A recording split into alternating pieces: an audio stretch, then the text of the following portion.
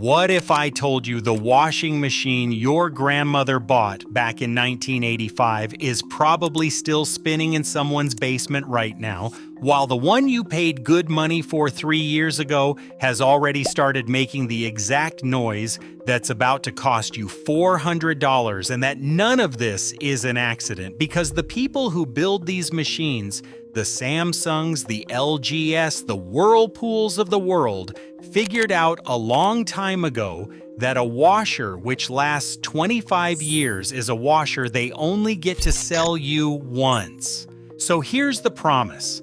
By the end of this video, you're going to understand exactly what changed, part by part, between the machines that outlived their owners and the ones engineered to tap out the month after the warranty does. Stick around, because at number 8, I'm going to show you the single feature these companies put on the box in big letters, the one they advertise as saving you money, that is quietly eating your machine alive from the inside.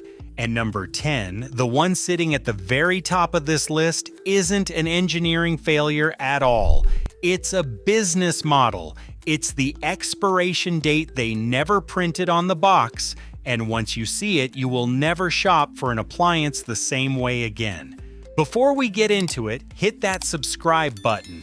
This channel exists for people who are done being sold disposable garbage dressed up as a premium product. People who want to know what's actually worth the money before they spend it. That's the whole movement here, and I'd love to have you in it. Here are 10 reasons new washing machines don't last like they used to, ranked from quietly infuriating to absolutely indefensible. Number 1, the spider arm, the cheap metal cross that holds your entire drum together and quietly dissolves while you're not looking. Inside almost every front-loading machine, there's a 3-armed aluminum casting called the spider that bolts the stainless drum to the spinning shaft. Back when these were built heavier, they lasted decades. Why does it matter? Because the spider is the one part doing the hardest mechanical job in the entire machine.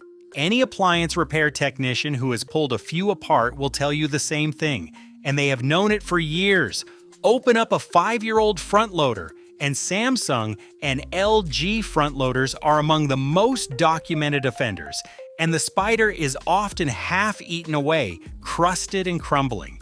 Here's the mechanism. Modern eco-washing uses less water and lower temperatures, which leaves detergent and softener sitting against that aluminum, and aluminum plus trapped detergent plus moisture equals corrosion. What still works today is simple: run a hot maintenance wash, use less detergent, not more, and leave the door open to dry. But the part itself got cheaper and lighter to shave a few dollars off the build, and the corroded spider is almost never sold on its own. It's the machine in your laundry room right now, grinding a little louder each month. Number 2, the sealed outer tub. The $20 bearing they welded shut so you'd have to buy a whole new machine. Every washer drum rides on bearings. In the old machines, when a bearing wore out, you pressed in a new one for the price of a pizza and kept going. Why does this matter so much? Because the bearing is a wear part. It is supposed to fail eventually, that's normal. Appliance repair technicians have been screaming about this one for a decade.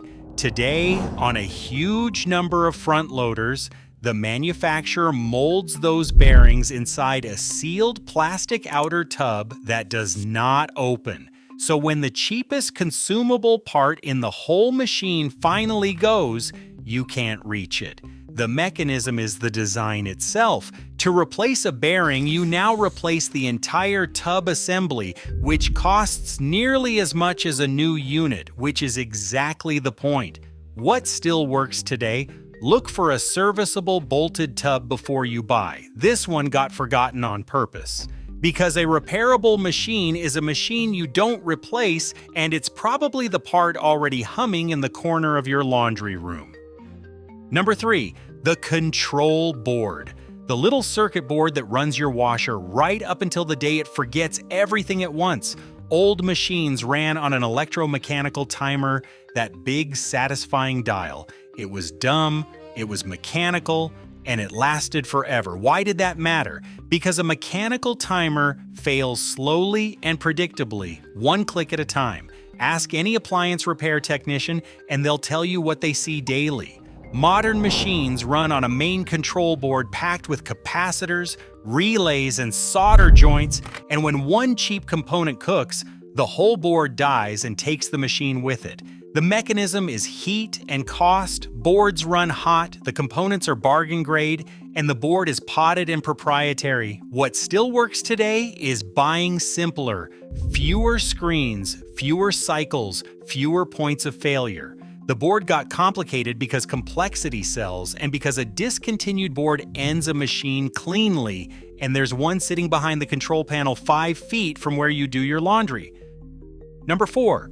The plastic tub. The missing steel that used to mean your washer wasn't disposable. The tubs and structural parts that used to be porcelain-coated steel or heavy stainless are now, on cheaper machines, molded plastic with thinner everything around them. Why does that matter? Because mass and rigidity are what absorb the violence of a spin cycle. Appliance repair technicians notice it the second they lift a panel. The new ones feel hollow, and they have watched plastic housings crack and warp where steel never would. The mechanism is straightforward: less material, less heat tolerance, less structural life, more flex transferring stress into every joint and seal. What still works today is going by weight. A heavier machine is usually a more honest one. Brands like Speed Queen and Miele still build with that older philosophy, with heavier components, longer warranties, and machines designed to be serviced. The steel got swapped for plastic to cut shipping cost and margin, not to help you, and that lighter, flexier build is exactly what is vibrating in your laundry room right now. Number 5. The door boot. The folded rubber gasket that turns into a living science experiment. Front loaders need a big, flexible rubber bellows to seal the door, with deep folds the old top loaders never had. Why does it matter? Because those folds trap water, lint, hair, and detergent in a warm, dark place, which is the exact recipe for mold and rot. Every appliance repair technician has cut out a moldy, torn bellows that smelled like a swamp, and they'll tell you it's one of the most common jobs they get.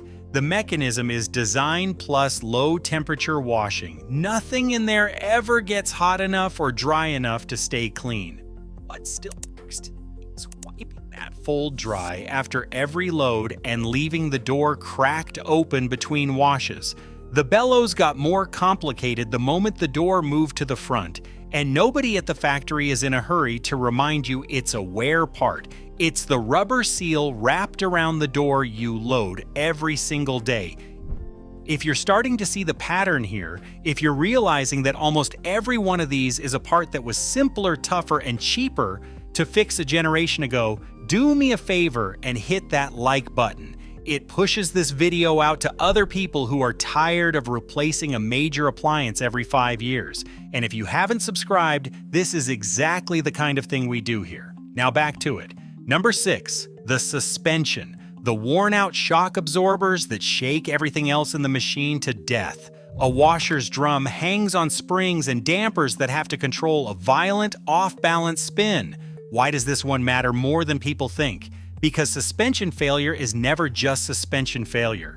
The appliance repair technician's bench knows this well. The cheap plastic shock absorbers wear out quietly. The drum starts slamming, and that slamming is what then destroys the bearings, the spider, and the seals ahead of schedule. The mechanism is a chain reaction. One weak $20 damper accelerates the death of everything expensive around it. What still works today is replacing worn dampers early, the moment the machine starts walking or banging. They got cheapened because they're hidden, and the one in your laundry room may already be the reason it sounds like it's trying to take off.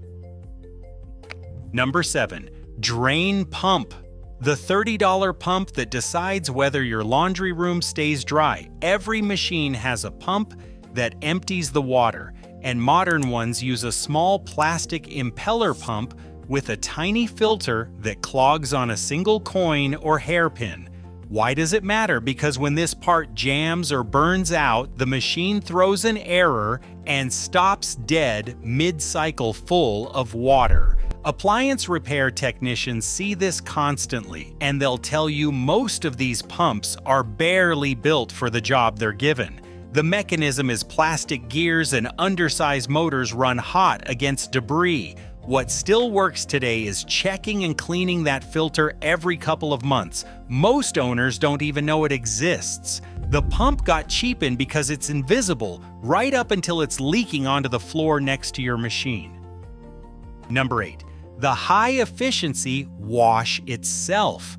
The savings they put on the box that's quietly corroding the machine from the inside. This is the one I promised you. Modern high-efficiency washers use a fraction of the water, and that's the headline feature. Lower bills, greener wash. Slap an Energy Star certification on the box and call it progress. So why is it on this list? Because appliance repair technicians have watched what less water actually does over years of teardowns. The mechanism is buildup. Less water and lower temperatures mean detergent, softener, and grime never fully rinse away, so they sit and ferment against the spider, the bearings, the seals, and the heater. The efficiency that saves you a little on the water bill is the same efficiency speeding up the corrosion on every part above. What still works today is using far less detergent than the label says. High-efficiency washers need high-efficiency detergent used sparingly and running a hot, clean cycle regularly. They advertised the Energy Star water savings and stayed very quiet about what the leftover residue does to the machine you're running right now. Number 9. The smart features. Every screen, sensor, and Wi-Fi chip is just one more thing waiting to break. New machines come loaded with touch panels, app connectivity, load sensors, and dozens of cycles. Why does this matter for durability? Because every added electronic feature is another component, another connector, another failure point soldered into a machine that mostly just needs to spin in circles. Any appliance repair technician will tell you the same thing that they've said for years. The fanciest machines are the ones back on the bench first. The mechanism is simple math: more parts, more failures, and the fancy parts are the ones that get discontinued fastest. What still works today is buying the machine that does laundry, not the one that sends you a phone notification. All that complexity got added because features sell on the showroom floor, and every one of them is a new way for the machine in your laundry room to die. Number 10. Planned obsolescence. The expiration date they never printed on the box, and the most indefensible reason of them all. This isn't a part, it's a decision. Why is it sitting at the top of this list? Because everything else on it rolls up into this. Parts discontinued just a few years after you buy, proprietary modules that only the manufacturer can supply, error codes that lock the machine until a paid technician clears them, and assemblies glued shut instead of bolted so they physically can't be opened. Appliance repair technicians and organizations like iFixit and Repair.org have been documenting this for years, and it isn't a theory, it's written into how these machines are designed and stocked. The mechanism is the business model. A washer that runs for 25 years is a customer you only sell to once, and a washer that dies at 7 can't be fixed and can't get parts is a customer you sell to 4 times. What still works today is voting with your wallet. Buy the repairable brands. Look for machines with direct drive motors and bolted tub designs. Support the right to repair movement and keep the old machine running as long as you possibly can. This is the one that got forgotten least of all because it was never an accident in the first place, and it's the quiet logic built into the machine standing in your laundry room this very minute. If you made it all the way to the end of this video, you've just learned something most people who own one of these machines never figure out until they're standing in a showroom buying their 3rd washer in a decade. Here's the truth this whole list adds up to: your washing machine isn't worse because we forgot how to build them. It's worse because building them to last stopped being profitable. Smash that like button if this changed the way you think about the appliance in your laundry room. And drop a comment and tell me which one got you the most. Are you team number 2, the sealed tub they welded shut over a $20 bearing? Team number 8, the efficiency feature quietly eating the machine alive? Or team number 10, the planned obsolescence built in from the factory floor? I read every comment, and I want to hear which one made you the angriest. And if you haven't subscribed to the channel yet, what are you waiting for? Hit that subscribe button and ring the notification bell so you never miss a breakdown like this one. We do the homework so you never overpay for something built to break. I'd love to have you on this journey with us because remember, the most expensive machine in the store isn't always the one that lasts. Sometimes the toughest washer ever made is the ugly one already sitting in your grandmother's basement, still running, just waiting for the rest of us to remember how it was built.